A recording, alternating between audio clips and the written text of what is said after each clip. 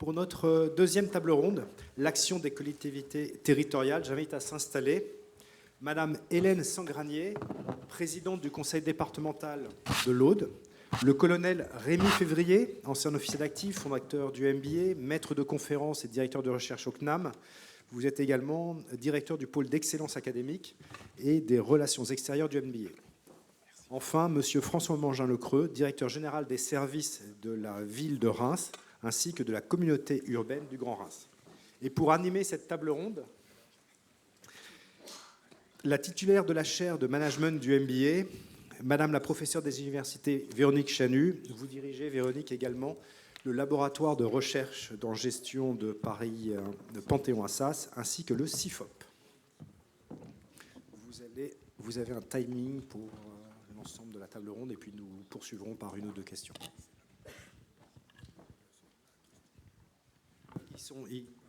Ils fonctionnent directement. D'accord, merci. Bonjour. Donc sur cette question qui nous occupe cet après-midi de la défense opérationnelle des territoires, la présence d'acteurs des territoires était incontournable. Et c'est ce défi que vont relever nos orateurs de la table ronde de représenter les territoires, certains territoires. C'était important pour nous de donner la parole, de donner voix aux préoccupations des territoires.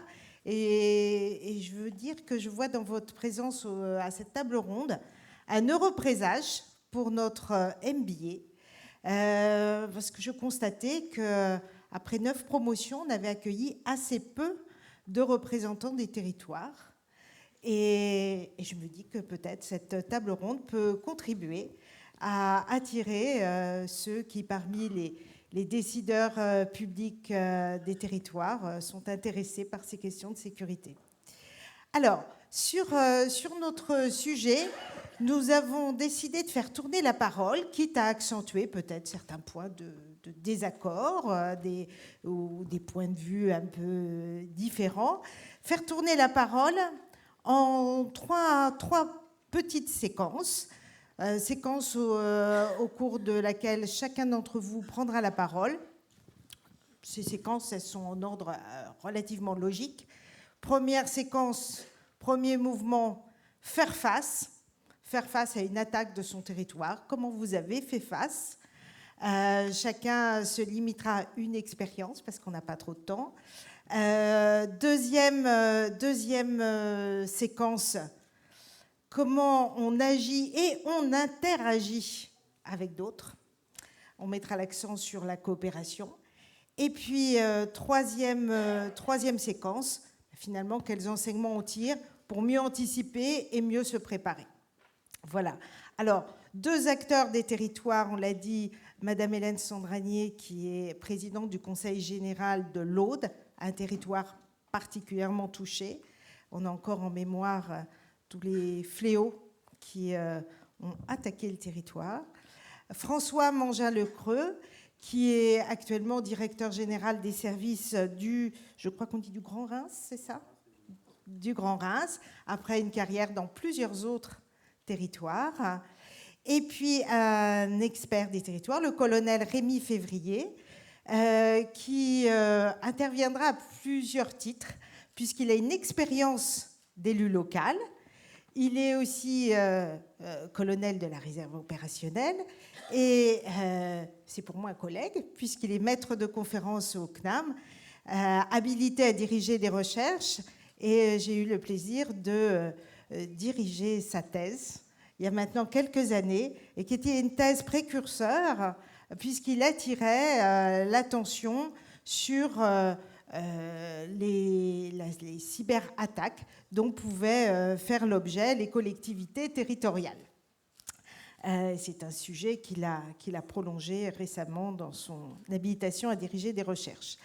Donc, il faudra changer de casquette et nous préciser de quel point de vue tu parles, cher Rémi. Alors, première séquence, je vais peut-être demander à Hélène Sangranier de nous dire comment, face à une situation imprévue, difficile, qui touche le territoire et ses populations. Comment vous avez fait face? Merci, madame, mesdames et messieurs. Je suis donc la présidente du conseil départemental de l'Aude. L'Aude, au cas où mon accent ne le révélerait pas, c'est un département du sud, rural, et très exposé à des situations de crise.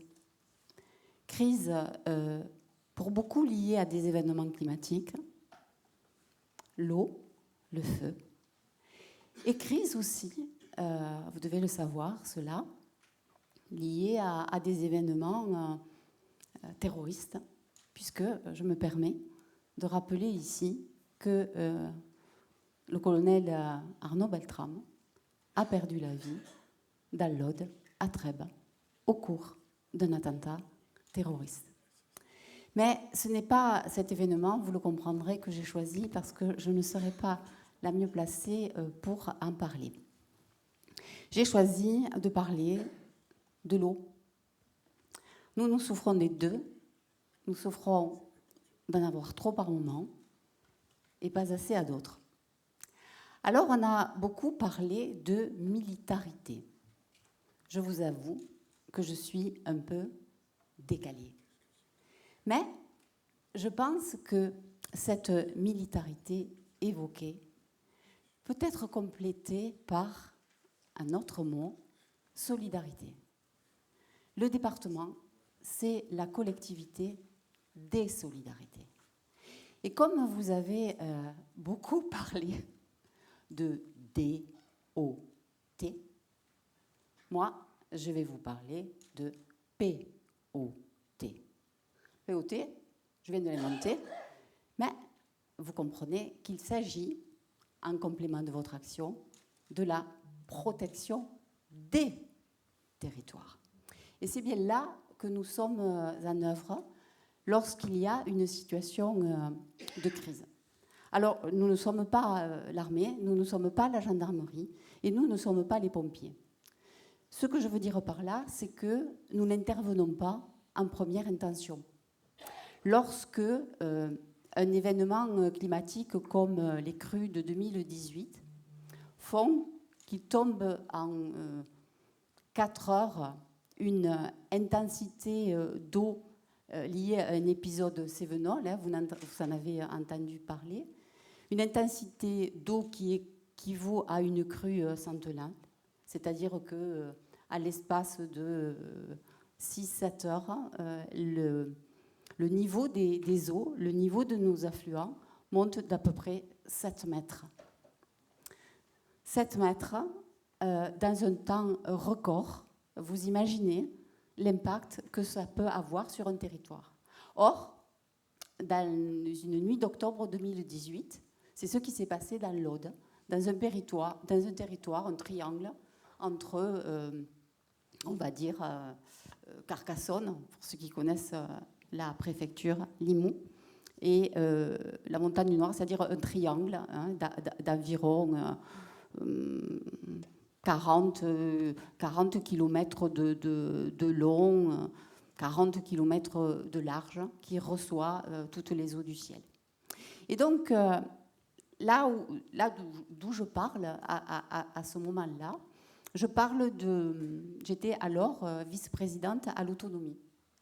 L'autonomie, c'est quoi? Dans un conseil départemental, c'est la politique envers les personnes âgées, celle qui nous amène à participer à la gestion, à être avec les ARS, les agences régionales de santé, une autorité de tutelle. Hein. Il y a l'ARS et il y a le conseil départemental. Et donc, quand il arrive cela dans un territoire, bien évidemment, et c'est ce qui s'est passé cette nuit-là, 3 EHPAD se trouvent pris, établissement d'hébergement pour personnes dépendantes, 3 EHPAD se trouvent pris piégés par les eaux. Alors, comme on le disait tout à l'heure, les gendarmes, les pompiers, les policiers contribuent avec les personnels soit à la mise à l'abri des personnes, hein, l'eau arrive, Donc il faut protéger les personnes. Quand on peut le faire, je vais dire très simplement, on les monte à l'étage. Et c'est le cas dans 2 EHPAD concernés. Pour le 3e, on voit monter les eaux montent, et on fait le choix de l'évacuation.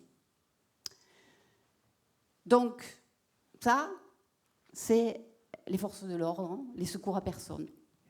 Et ça se fait à l'espace d'une nuit.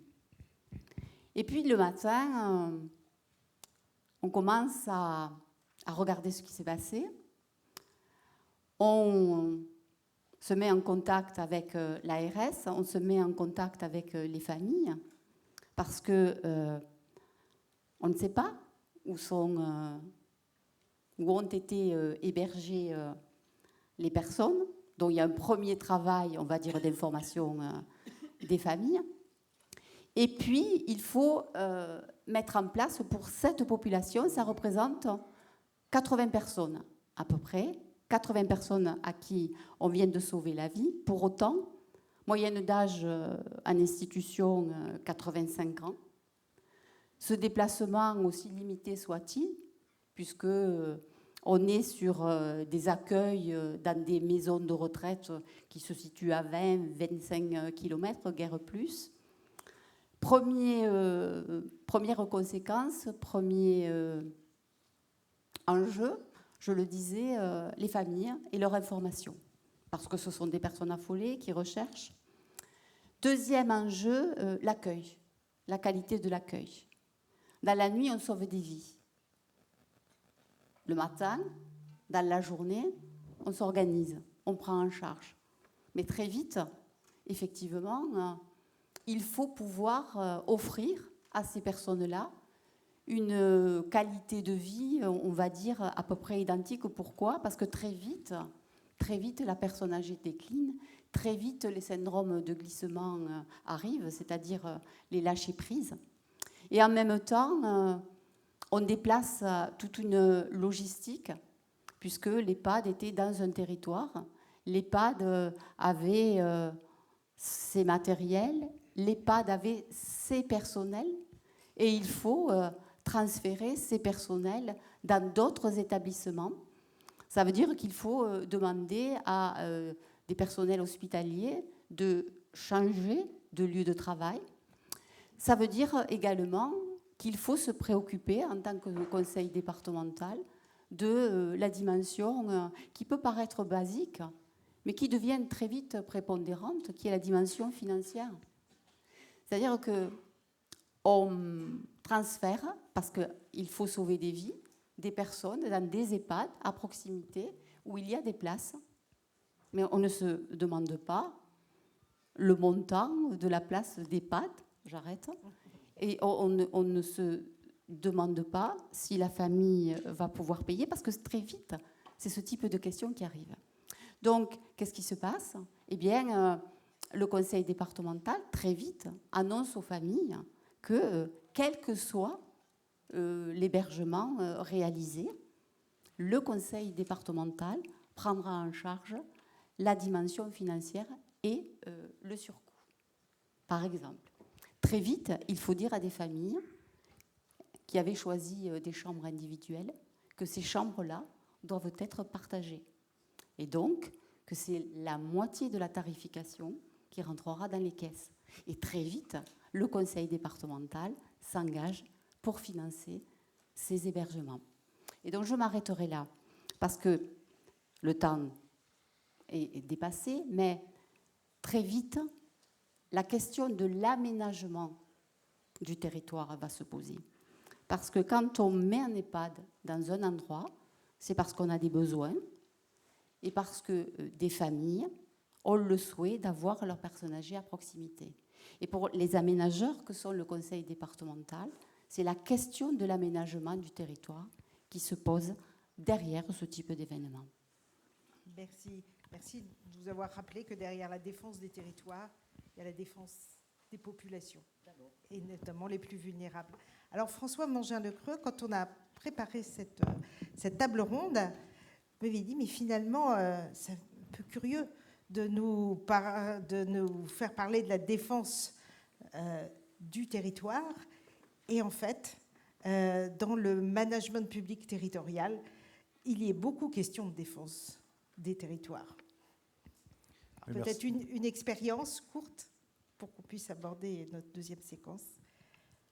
Merci Véronique. Je vais essayer effectivement de faire court. Bonjour à toutes et à tous et merci de votre invitation à intervenir sur cette table ronde. Alors je vais essayer effectivement, on va essayer dans les échanges de vous donner quelques exemples concrets de la façon dont ces questions de coopération entre l'État et les collectivités sur ces questions de défense du territoire montent en puissance. Vous l'avez dit à l'instant, et ça a été dit par plusieurs des intervenants précédents, finalement la défense historiquement du territoire au singulier, c'est l'affaire de l'État. Et quand on parlait de ces questions de défense au niveau des collectivités territoriales, on évoquait plutôt, évidemment, Madame la Présidente de l'Aude vient d'en évoquer un exemple, plutôt les questions de défense civile, donc de réponse aux aléas climatiques, naturels, technologiques, avec toute la réponse opérationnelle qui se met en chaîne au niveau local. Et c'est vrai qu'on sent tout doucement un glissement qui se fait, qui est d'ailleurs le fait que vous ayez choisi le pluriel sur le thème de ce colloque en parlant des territoires est assez emblématique de ce changement de paradigme qui est en train de s'installer. Puisqu'aujourd'hui, finalement, les problématiques de défense impliquent une montée en charge de l'action de plusieurs acteurs. Alors, il y a de nombreux acteurs économiques qui sont là, je crois, qui interviendront tout à l'heure, mais notamment des collectivités territoriales qui sont de plus en plus présentes sur ces questions. Je voudrais simplement vous donner deux exemples très concrets, puisque Véronique Chanu me sollicite là-dessus, de la façon dont les collectivités aujourd'hui appréhendent ce changement de paradigme, ou sont, disons, de gré ou de force, parce qu'en réalité c'est la réalité qui s'impose, mais qui nous impose aussi de nous adapter, aujourd'hui impliqués dans ces questions-là. Le premier exemple, c'est la question de la régulation des flux migratoires irréguliers et de la façon dont les collectivités aujourd'hui interviennent sur ces questions.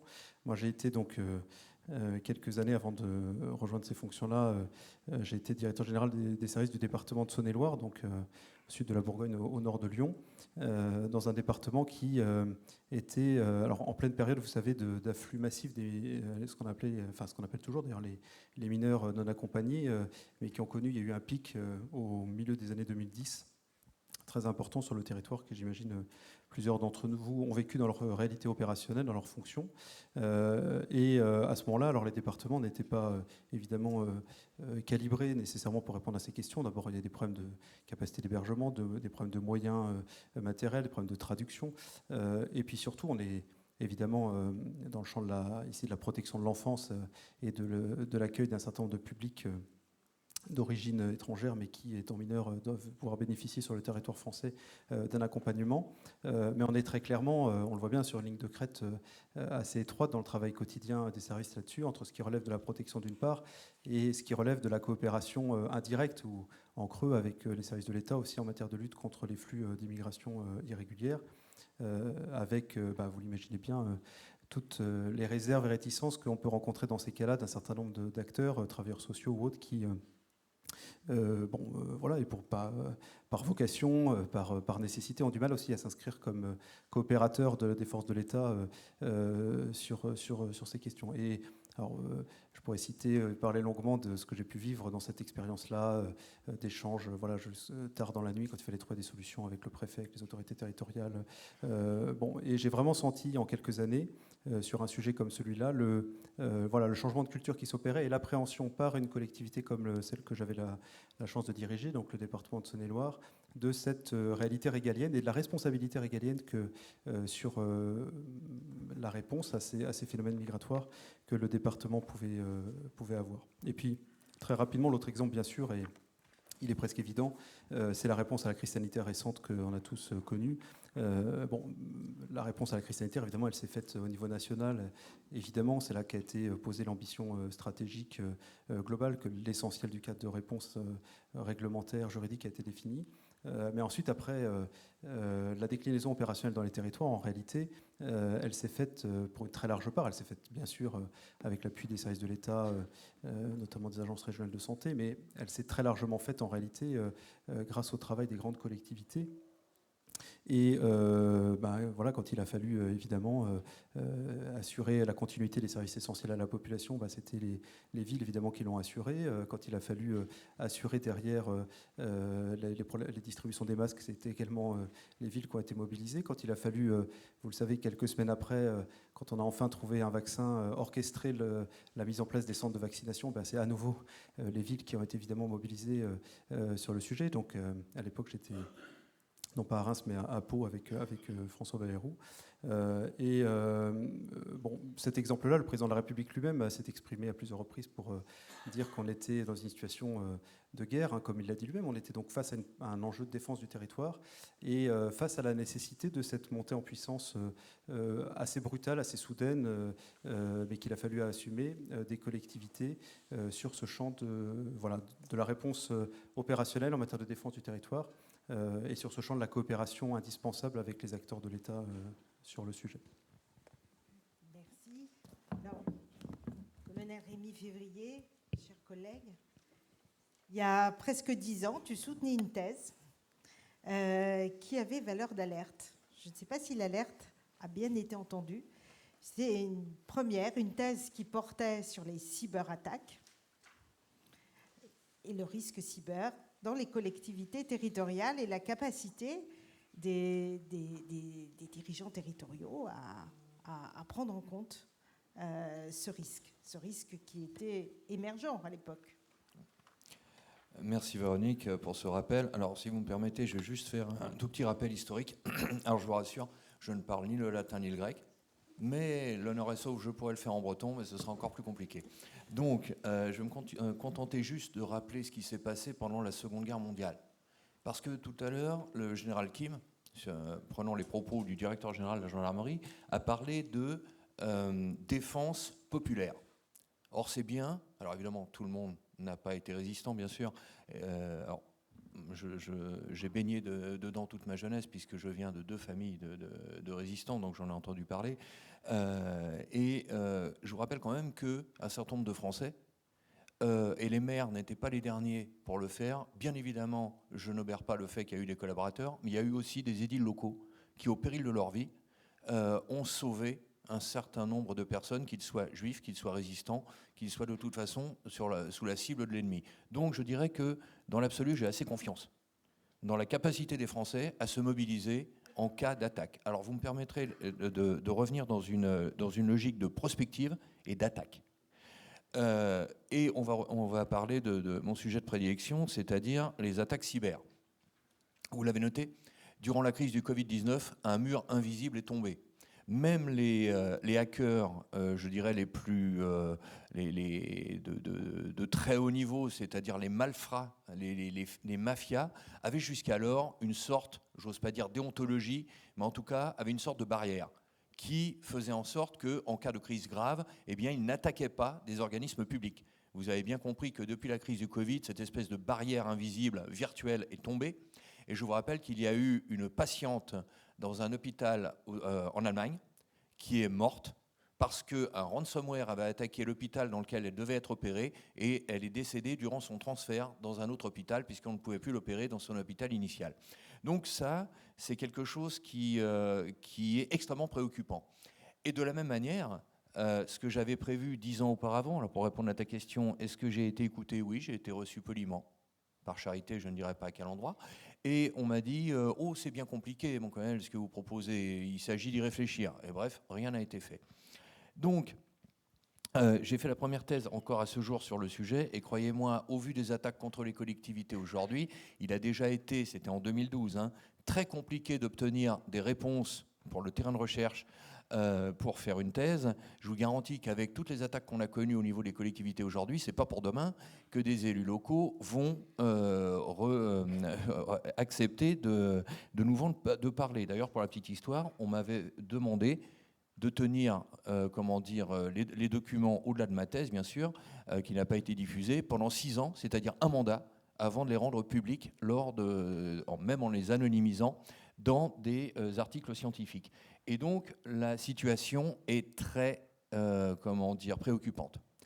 Non seulement en temps normal, Aujourd'hui, tout le monde parle des ransomware, mais comme j'en parlais à l'instant, enfin il y a quelques heures, avec la députée Madame Lanne Henenhoff, que je remercie de sa présence, parce que ça fait plaisir d'être écouté et d'être sur la même longueur d'onde qu'une parlementaire qui se préoccupe au quotidien des atteintes cyber aux collectivités. Sachez que mon propos n'est évidemment pas, vous avez remarqué que je porte un uniforme politique, elle est juste citoyen. Et donc, ce que je peux dire, c'est que les ransomware que tout le monde connaît aujourd'hui n'est que la partie émergée de l'iceberg. Il y a 4 défis auxquels les collectivités territoriales sont confrontées au niveau numérique, déjà en temps normal. Alors imaginez maintenant en cas d'attaque. C'est la e-démocratie, la e-administration, tout ce qui est gestion interne et les appels d'offres. Eh bien, je vous garantis qu'en cas d'attaque majeure contre une collectivité, on met la collectivité en croix. Imaginez maintenant, toutes et tous parmi vous, vous avez de plus en plus l'habitude, en temps normal, et a fortiori durant la crise du Covid, de demander une fiche d'état civil, d'envoyer le quotient familial pour calculer ce que vous allez payer pour un centre de vacances et autres, de réserver les places pour des centres de loisirs pour vos enfants. Imaginez que d'un seul coup, les collectivités ne puissent pas faire face à cela. Et je finirai, pour ne pas être trop long, sur le fait de vous rappeler que selon les propres statistiques de la Direction générale des collectivités locales françaises, 91% des 30 et quelques mille collectivités territoriales françaises, on n'en manque pas, on a environ 40% de l'ensemble des collectivités territoriales européennes, eh bien, ont moins de 3500 habitants. Donc la question est simple, ont-elles les moyens à elles toutes seules de gérer cette menace? La réponse est évidemment non. Alors évidemment, la première étape est de passer au niveau de l'EPCI, l'établissement public de coopération intercommunale. C'est une bonne idée, mais ça ne suffit pas. Très bien, merci. Alors on voit avec cette diversité d'exemples comment les collectivités territoriales font face, mais aussi qu'elles sont au cœur de l'action collective et qu'elles font face dans le cadre d'une mobilisation collective.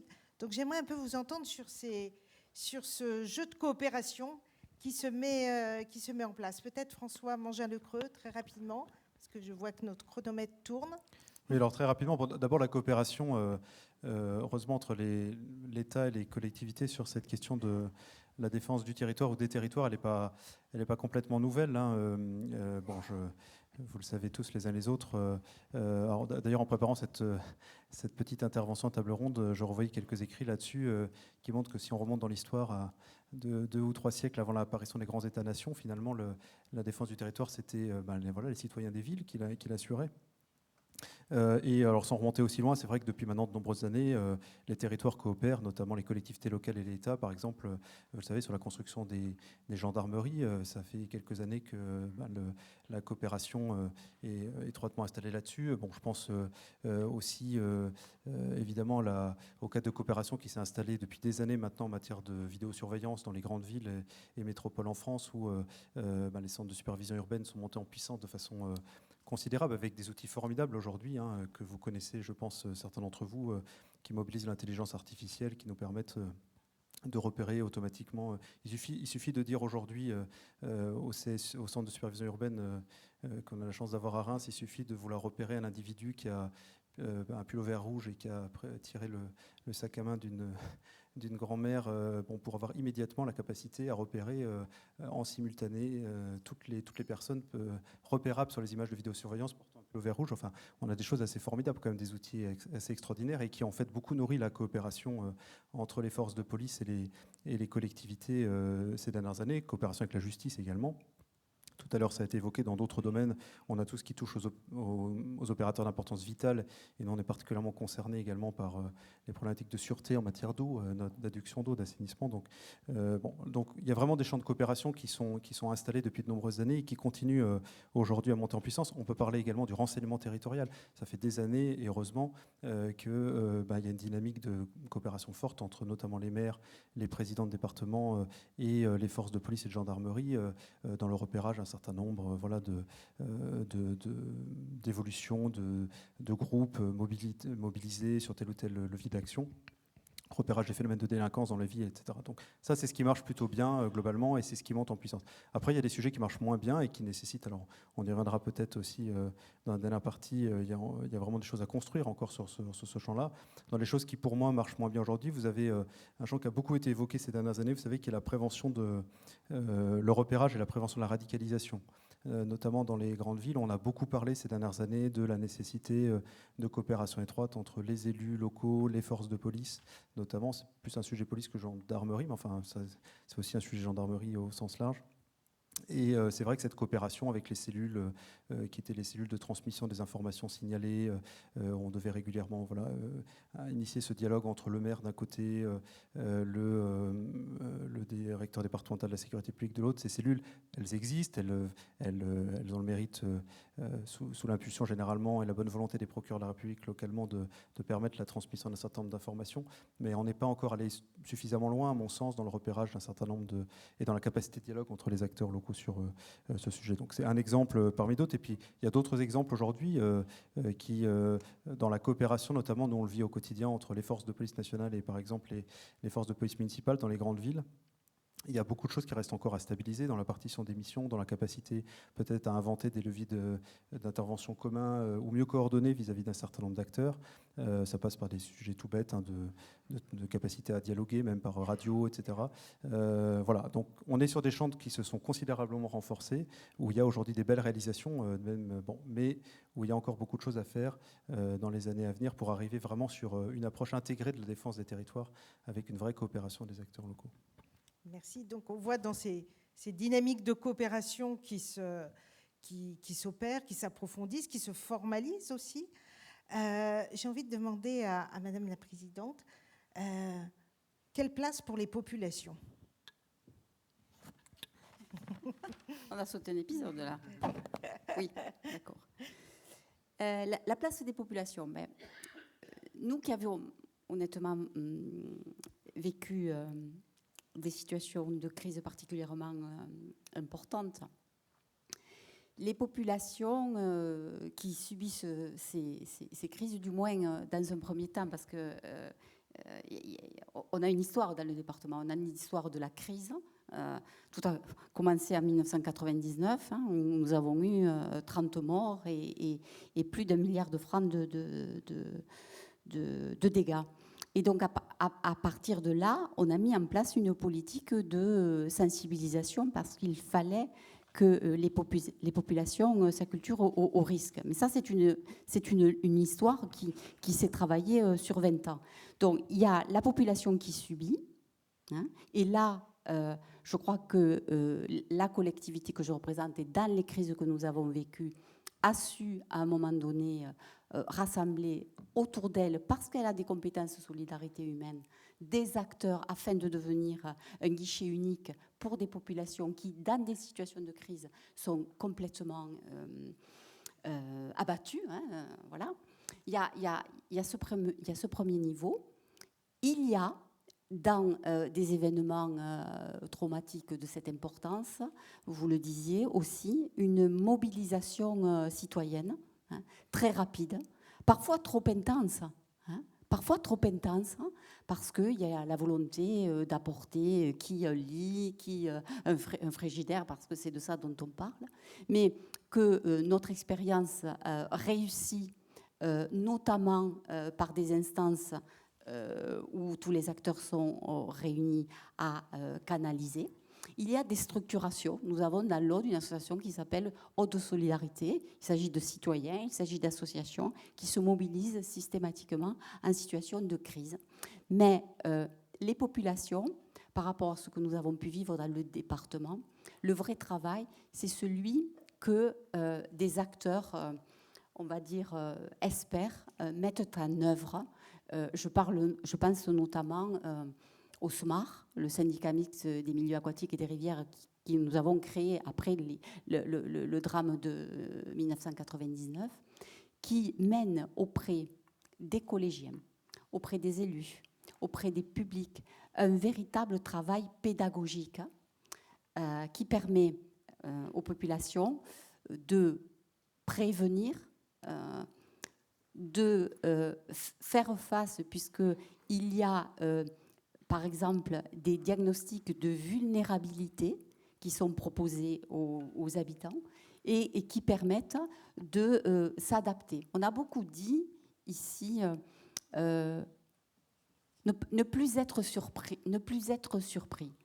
Je ne suis pas tout à fait d'accord avec ça, parce que quand l'événement survient, il est multiforme, il n'est surtout pas de la forme de l'événement précédent, mais l'expérience existe, on tire des leçons de l'expérience, on formalise des dispositifs.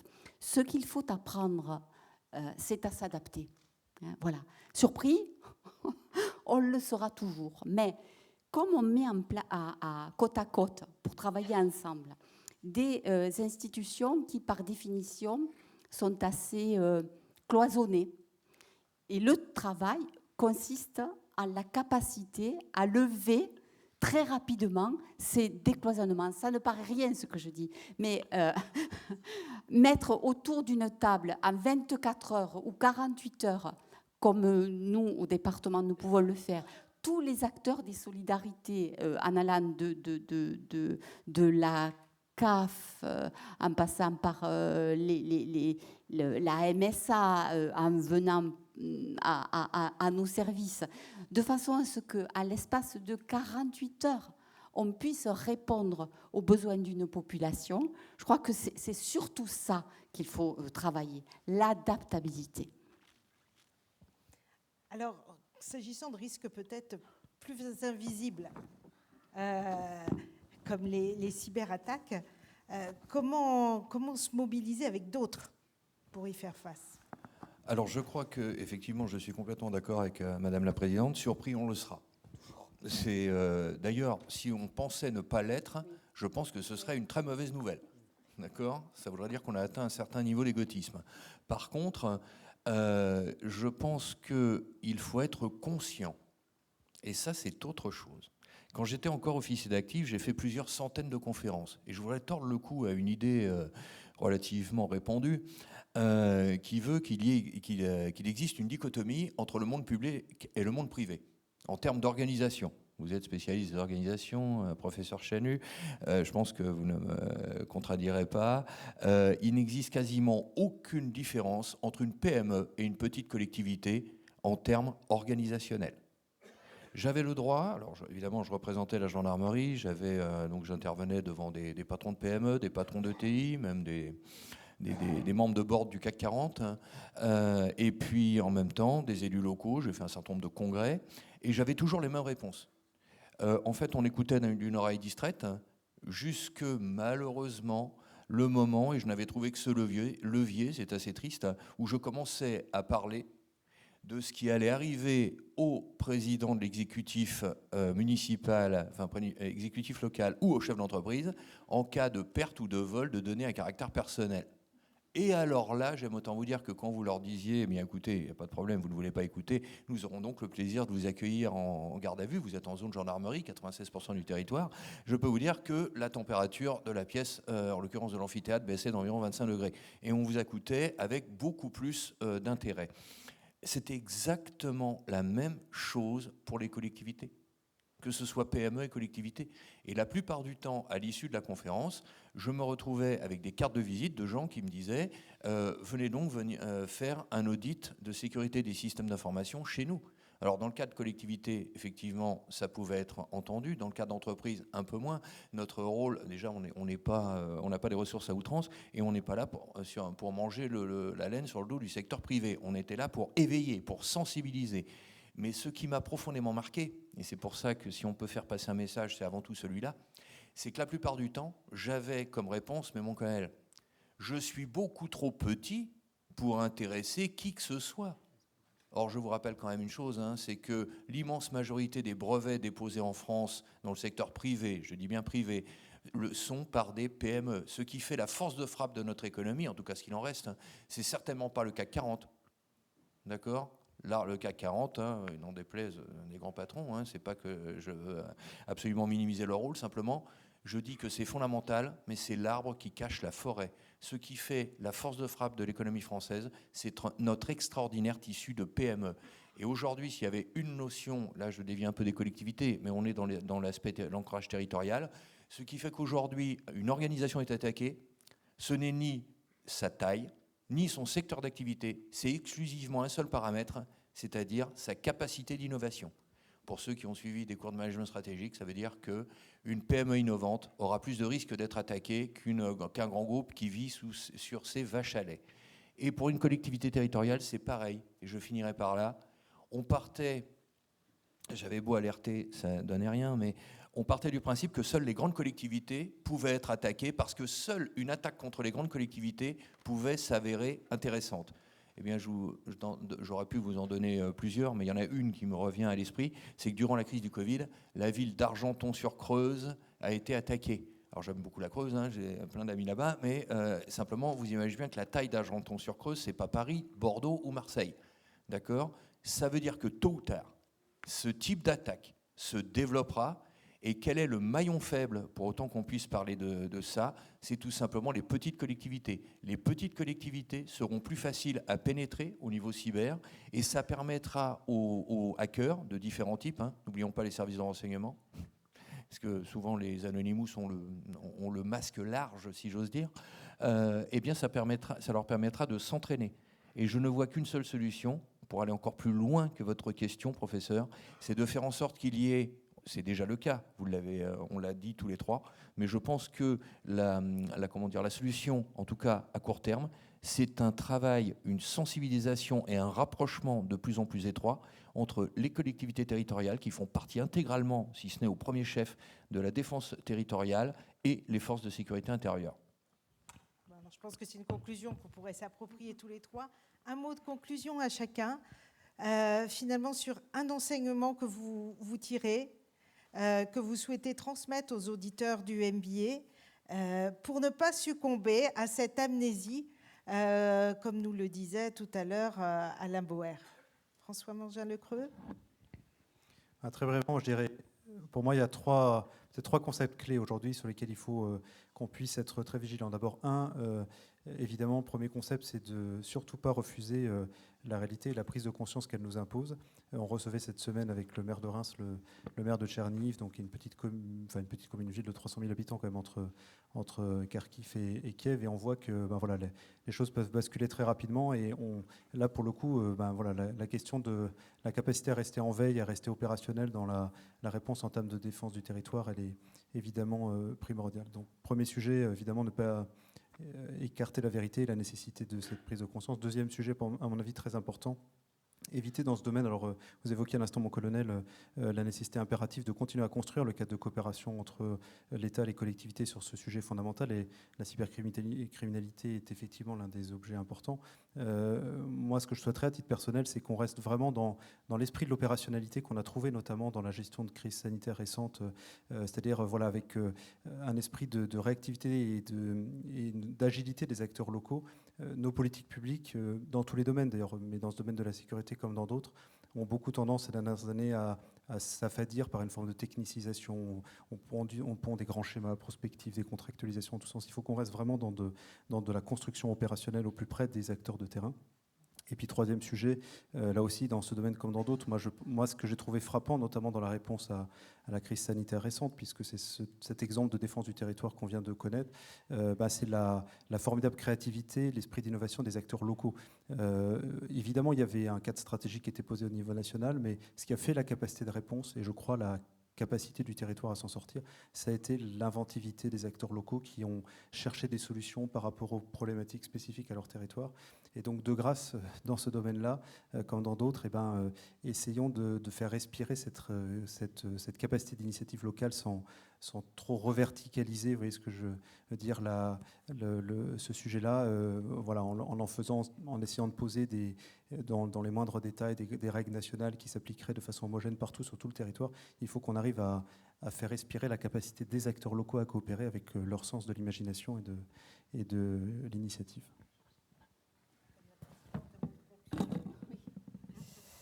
C'est un peu difficile, puisque beaucoup de choses ont été dites. Je crois que Vous venez de mettre l'accent sur quelque chose d'important, c'est-à-dire l'autonomie qu'il faut laisser aux collectivités locales et aux acteurs locaux de pouvoir apporter les réponses. Le petit débat sur le territoire et les territoires s'illustre de cette façon-là. C'est-à-dire que chaque territoire porte en lui des réponses, et ces réponses-là, il faut leur permettre d'éclore. Moi, je ne suis pas liée par le devoir de réserve, donc je vais en profiter. Il ne faut pas se voiler la face. Nous parlons risque, nous parlons réduction des risques, nous parlons capacité des territoires à faire face, les collectivités, puisque je ne peux parler que de cela, pour faire face à ces risques, ont besoin de moyens. Et l'idée qu'on puisse, comme l'on dit simplement, nous pousser à augmenter certaines dépenses et nous amener à réduire, ou du moins réduire nos recettes, je parle pour la collectivité que je représente, n'est sûrement pas la solution qui nous permettra de mener des politiques ambitieuses sur les territoires pour répondre aux risques qui nous attendent. J'ai parlé de l'eau, j'aurais pu parler du feu de la même façon. Et j'aurais pu ajouter à ce tableau la submersion marine, puisque je suis d'un département avec une frange littorale. Voilà ce que je voulais vous dire. On est en train de donner des sueurs froides à notre animateur. Non, vraiment très vite, mais donc, c'est ma ancienne directrice d'hôtesse qui me le demande, je ne peux que céder. Juste, complètement d'accord avec vous, laisser une autonomie aux agents du terrain, mais pour ça, il faut, comme je l'ai dit, une prise de conscience. Et en ce qui concerne les nouveaux risques, c'est plus compliqué, et il faut effectivement des budgets afférents.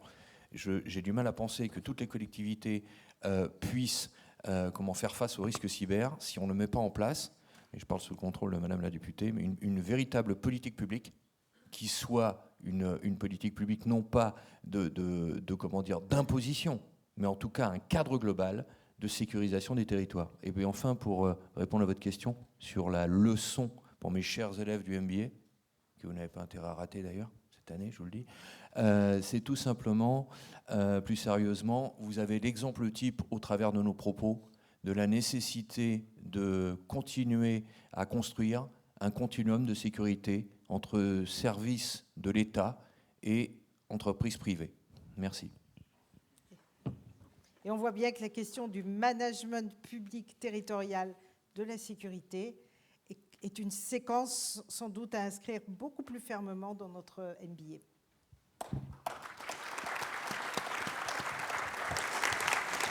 Merci Madame la professeure.